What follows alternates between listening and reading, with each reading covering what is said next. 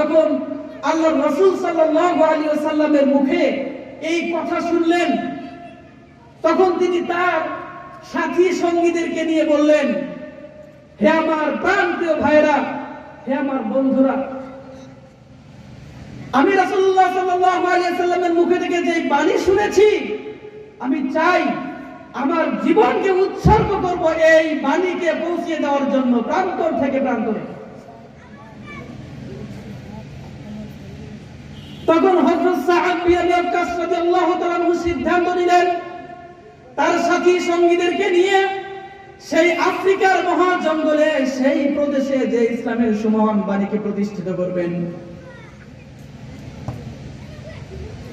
তারা সেইখানে যাবে, সেইখানে কালেমার পতাকাকে উত্তোলন করবে। কিন্তু প্রতিমধ্যে পড়ে গেল কি, বিশাল বড় এক সাগর। আজকে বর্তমান ডিজিটাল যুগে মহাসাগর পাড়ি দেওয়া কোনো ব্যাপার না, প্লেনে উঠলে সর্বোচ্চ 2 থেকে 3 ঘন্টা লাগে। আর সেই সময় কি প্লেন আবিষ্কার হয়েছিল? না, হয়নি। না কোনো প্লেন ছিল, না কোনো বর্তমানে যে জাহাজ স্টিমার এগুলো ছিল, এগুলো কোনো ব্যবস্থা ছিল না। তারপরেও তিনি একদম অটল চিত্তে সিদ্ধান্ত নিলেন আল্লাহর রাসূল সাল্লাল্লাহু আলাইহি সাল্লামের এই কথাকে বাস্তবায়ন করার জন্য, আল্লাহ তাআলার দ্বীনকে প্রতিষ্ঠা করার জন্য। সেই সাগরের ওপার যে হলো আমি আল্লাহর এই দ্বীনকে, এই দ্বীনের কালিমাকে উত্তোলন করবই করব ইনশাআল্লাহ। তারা দেখেন সম্পূর্ণ বিপরীত রূপে সিদ্ধান্ত নিয়ে অটল থেকে আল্লাহর কাছে কি করেছেন? তাওয়াক্কুল করেছেন। আর আজকে আমরা নিয়ত করলেই পারি ফজর নামাজ জামাতের সাথে আদায় করতে। আজকে আমরা নিয়ত করলেই পারি জোহর নামাজ জামাতের সাথে আদায় করতে। নিয়ত করলেই পারি আমরা মানুষের হককে পরিপূর্ণরূপে বুঝিয়ে দিতে। নিয়ত করলেই পারি মানুষকে অন্যায় ভাবে অত্যাচার না করতে। ঠিক কিনা? ঠিক। শুধুমাত্র একটু সিদ্ধান্তর ব্যাপার, একটু খালেস নিয়তে আল্লাহর কাছে মানে কি করা, তওবা করা। আল্লাহ তাআলা, আমি আজকে থেকে নিয়ত করলাম আমি এই খারাপ কাজ করব না। আজকে থেকে নিয়ত করলাম অন্যের হককে নষ্ট করব না। আজকে থেকে নিয়ত করলাম আমি আমার জীবন দশায় 5 ওয়াক্ত নামাজ কখনো ছাড়বো না। ঠিক কিনা? ঠিক। ইনশাআল্লাহ। শুধুমাত্র এই খালেস নিয়তের অভাবে আমরা কি করি? নামাজ দিনের পর দিন আমরা নামাজ ছেড়ে দিচ্ছি। অথচ আল্লাহর রাসূলের সাহাবা তারা শুধুমাত্র আল্লাহর রাসূলের মুখ থেকে একটি বাণী শুনেছেন, ইন্ডিকেট করে বলেন নাই, হে সাহাবা তুমি সাআদ বিন আবি ওয়াক্কাস, তোমাকে এই দায়িত্ব দেওয়া হলো, তুমি যাও, তোমার কাজ হচ্ছে ওপার যে ইসলামের পতাকাকে উত্তোলন করো। এরকম ইন্ডিকেট করেছেন?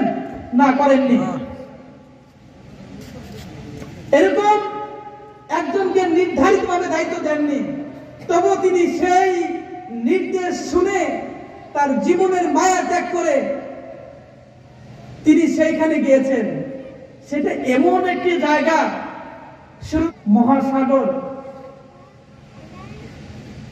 হযরত সাআদ বিন আবি ওয়াক্কাস রাদিয়াল্লাহু তাআলা আনহুর বন্ধু এবং সাথীরা জিজ্ঞাসা করলো, হে আল্লাহর রাসূলের সাহাবা, আপনি কি ভাবছেন, কি করবেন এখন?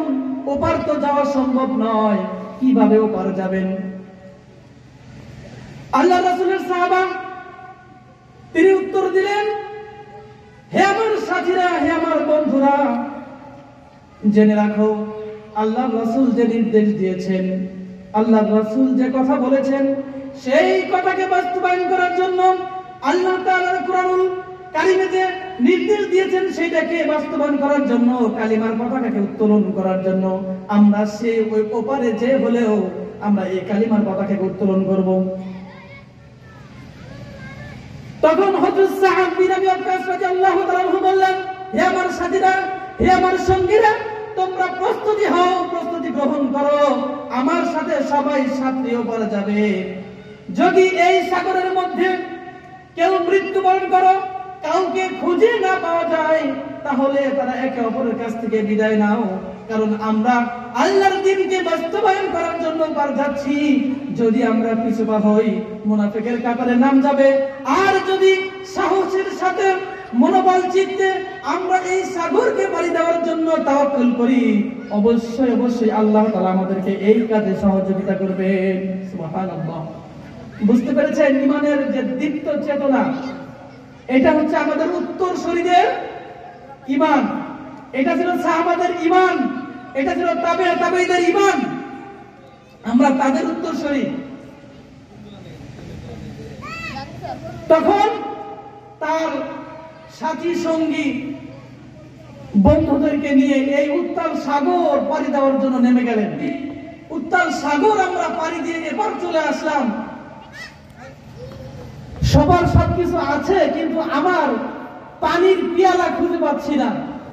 হে আমার বন্ধু, হে আমার সাথী, অবশ্যই অবশ্যই তুমি খুঁজে পাবে, কারণ আমরা এখানে কার কাজ করতে আসছি? আল্লাহর কাজ। কার কাজ করতে? আল্লাহর। আল্লাহ তাআলার কাজ করতে, রাসূলের নির্দেশে। আর এইখানে সরাসরি আল্লাহ তাআলা আমাদেরকে হেল্প করবেন, সাহায্য করবেন। তো এইখানে পানির পেয়ালা তো দূরের কথা, ছোট্ট কি সুই যদি হারিয়ে যায়, সেটিও খুঁজে পাওয়ার দায়িত্ব কার? আল্লাহর। আল্লাহ তাআলার। এই ঈমানটা কার থাকা দরকার? একজন প্রকৃত মুসলমান মুমিনের থাকা উচিত। হযরত সাআদ বিন আবি ওয়াক্কাস রাদিয়াল্লাহু তাআলা আনহু যখন এই কথা বললেন, আমরা এখানে আসছি আল্লাহর রাসূল সাল্লাল্লাহু আলাইহি সাল্লামের নির্দেশে আল্লাহ তাআলার দ্বীনকে বাস্তবায়ন করার জন্য, অবশ্যই অবশ্যই আমরা এটা খুঁজে পাবো। এই কথা বলার সাথে সাথে যখন সাগরের উত্তাল তরঙ্গের ঢেউটা সামনে আসলো, ঢেউয়ের মাথার মধ্যে সেই পানির পেয়ালা দেখা যাচ্ছে, ক্রমান্বয়ে পানির সাইডে আসতেছে। সুবহানাল্লাহ। আল্লাহ তাআলা কি করেছেন? সেই পানির পেয়ালা ঢেউয়ের মাথার উপরে দিয়েছে, যাতে সবার নজর ওই দিকে যায়। সুবহানাল্লাহি ওয়া বিহামদিহি। এইজন্য আল্লাহ তাআলার যখন কোনো কাজ আসবে, আল্লাহর দ্বীনের জন্য যখন ডাক আসবে, অন্য কোনো কিছু চিন্তা না করে যখন সেই দিকে একেবারে একনিষ্ঠভাবে আল্লাহর সন্তুষ্টির জন্য আল্লাহ রাসূল সাল্লাল্লাহু আলাইহি সাল্লামের দেখানো পথ এবং মতের মধ্যে যখন যে চলবে, সরাসরি সেই কাজে সাহায্য করবেন কে? আল্লাহ। আল্লাহ তাআলা। এই বিশ্বাস রাখাই হচ্ছে ঈমানের অন্যতম দাবি। যখন সেই আফ্রিকার মহাজঙ্গলের রাজা এই খবর পেলেন, তখন তিনি বললেন, আচ্ছা ঠিক আছে, তাদেরকে জায়গা দেওয়া হচ্ছে অমুক বনের মধ্যে, জঙ্গলের মধ্যে, আমাদের কিছু করতে হবে না। সেই বনের যে হিংস্র প্রাণীগুলো আছে, সেই বনের যে জন্তু জানোয়ারগুলো আছে, সেইগুলো তাদেরকে খেয়ে ফেলবে, আমাদের কিছু করতে হবে না। তাদেরকে বাধা, অর্থাৎ রাষ্ট্রীয়ভাবে কোনো অতিথি আসলে বাধা দেওয়ার মতো কি ছিল না, সিস্টেম ছিল না। তাহলে কি রাষ্ট্রের যে সর্বোচ্চ নেতা, তিনি এই নিয়ম ভঙ্গকারীদের মধ্যে পড়ে যেতেন। এই জন্য বলছে যে আমাদের এই ত্রিসীমানার মধ্যে তাকে জায়গা দেওয়া দরকার নাই, ওই জঙ্গলে জায়গা দাও। সেইখান থেকে জঙ্গলের যে হিংস্র প্রাণীগুলো আছে, সেইগুলো তাদেরকে শেষ করবে, তাদের সাথে যুদ্ধ করবে। যখন হযরত সাআদ বিন আবি ওয়াক্কাস রাদিয়াল্লাহু তাআলা আনহুকে সেই জঙ্গলের মধ্যে জায়গা দিল, তিনি তার সাথীদেরকে, তার বন্ধুদেরকে বললেন, হে আমার বন্ধুরা, একটু উঁচু জায়গার মধ্যে একটা ছোট করে স্টেজ করো, যেখানে উঠে আমি একটু ভাষণ দিব, একটু কথা বলবো। এরকম লেভেলের মধ্যে এটা একটু উঁচু স্টেজ, এরকম একটা স্টেজ করো, আমি একটু কথা বলবো। স্টেজ করা হলো।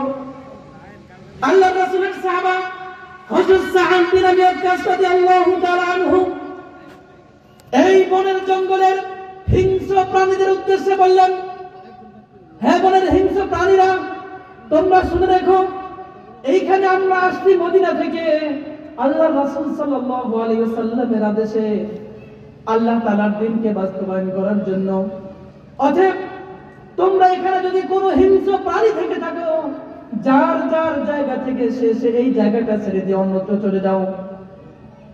এখন সেই জায়গার যে লোকাল মানুষগুলো ছিল, তারা বলে পাগল হয়েছে নাকি, কোথ থেকে কই এই পাগল আসলো আর বলে বনের হিংস্র প্রাণী, বাঘ, ভাল্লুক, সাপ, বিচ্ছু, এরা নাকি এখান থেকে চলে যাবে, এটা কি আদৌ সম্ভব?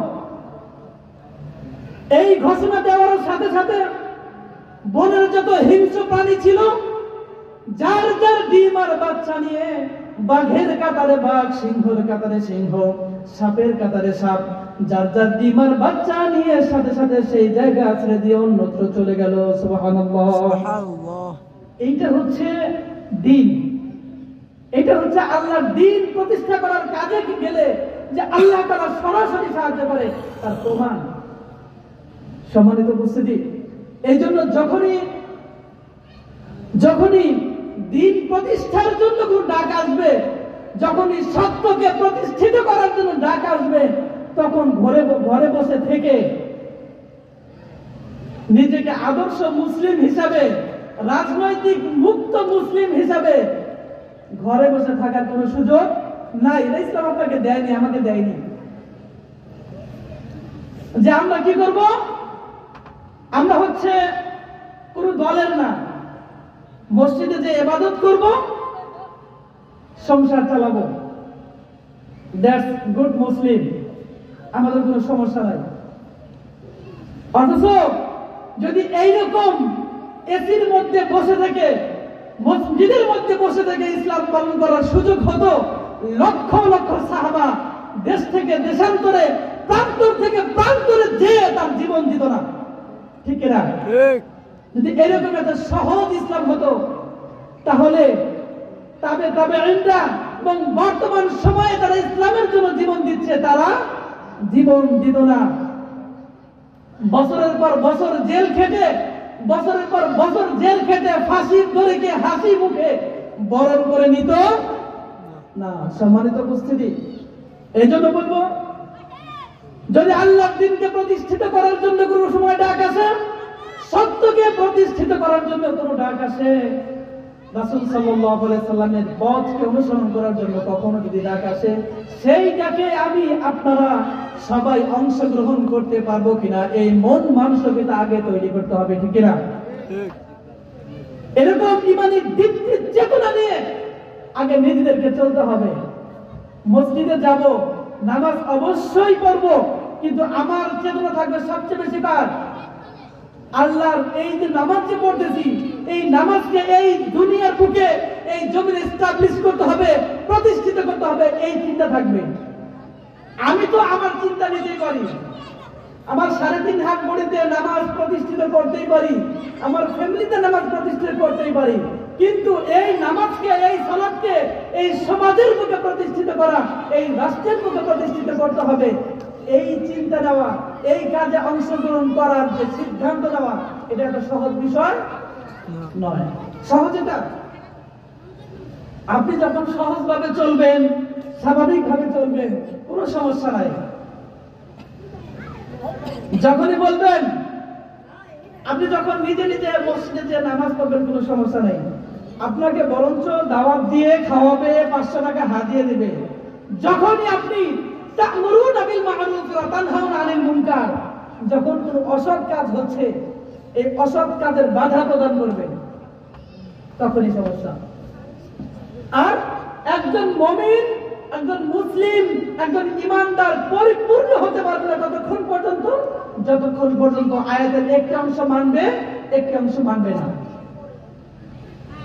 তা'মুরুনা বিল মা'রুফ, সৎ কাজের যেরকম, সৎ কাজ যেমন নিজে করতে হবে, সৎ কাজের আদেশ করতে হবে, ওয়া তানহাউনা আনিল মুনকার, অসৎ কাজের বাধাও প্রদান করতে হবে। এই সিদ্ধান্তগুলো নিতে হবে। এই আওয়াজ যতদূর পর্যন্ত যাচ্ছে, যারা যারা শুনতেছেন, আমার মনে হয় এই সিদ্ধান্ত এখন থেকে নেওয়া উচিত। ঠিক না?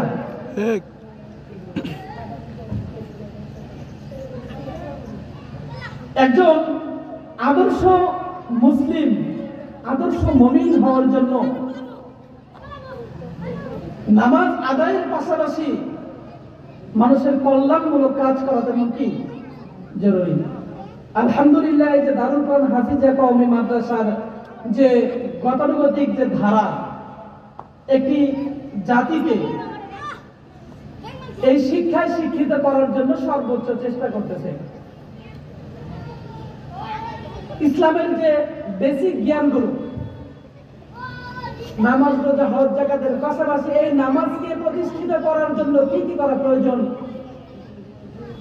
আপনি হজ করতে যাবেন, হজের নিয়ম কানুনগুলো যদি আমরা সঠিকভাবে না জানি, সেখানে যে কি করতে হবে?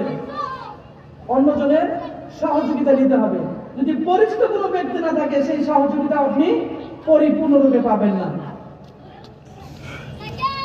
আপনি নামাজ আদায় করবেন, নামাজের যদি সুন্নত, ওয়াজিব, নফল, ফরজ, যেই আল্লাহ রাসূলের যে হুকুম আহকামগুলো আছে, যে সিস্টেমগুলো আছে, এইগুলো না জানি তাহলে কি নামাজ পরিপূর্ণরূপে আদায় হবে?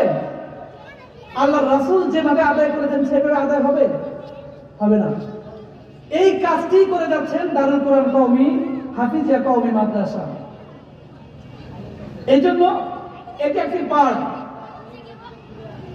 সব কাজগুলোর এটি একটি অন্যতম কাজ, যে আমার বাচ্চাকে, আমার নাতিকে বা আমার প্রতিবেশী বাচ্চাকে আমরা কি করব? মাদ্রাসায় ভর্তিকরণের মাধ্যমে বাচ্চাদেরকে ছোট্টবেলা থেকেই ইসলামের সুশিক্ষায় শিক্ষিত করে ইসলামের যে প্রাথমিক যে জ্ঞানগুলো আছে, এই জ্ঞানগুলো তার মুখে, তার ব্রেনে ঢুকে দেব।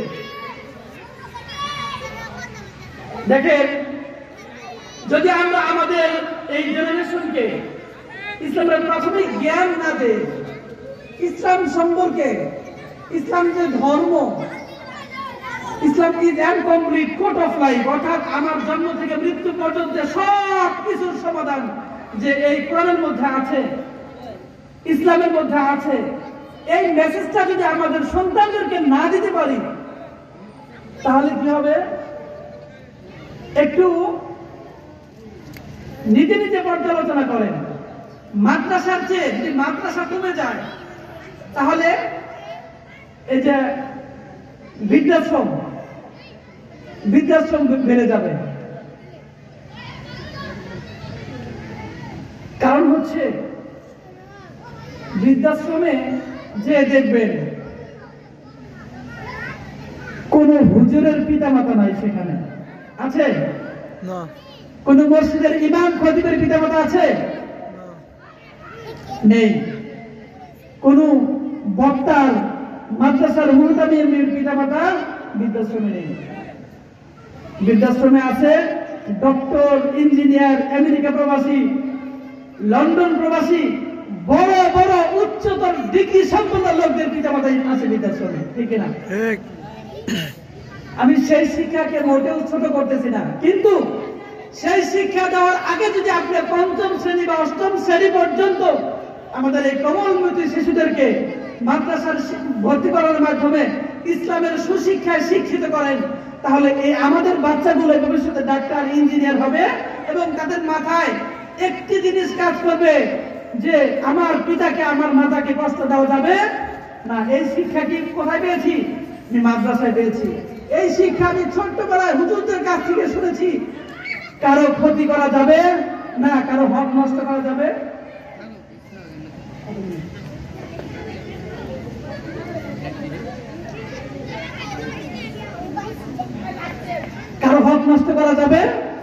না।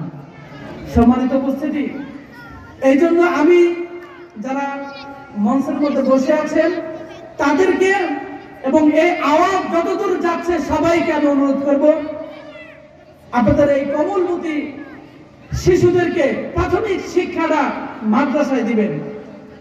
দেখবেন সেই শিশু জানাজার নামাজ কিভাবে পড়তে হয়, মসজিদে যদি ইমাম সাহেব না থাকে তার অনুপস্থিতিতে কিভাবে ইমামতি করতে হয় সেটাও শিখে যায়।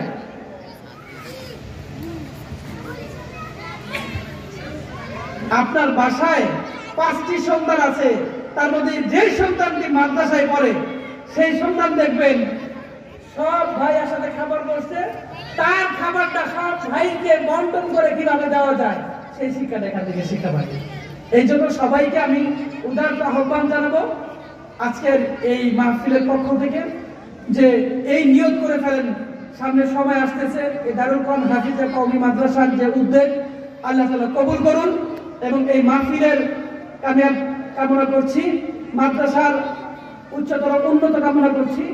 এই বলে আমি আমার সংক্ষিপ্ত আলোচনা শেষ করছি। ওয়া আখিরু দাওয়ানা আলহামদুলিল্লাহি রাব্বিল আলামিন। আসসালামু আলাইকুম ওয়া রাহমাতুল্লাহ।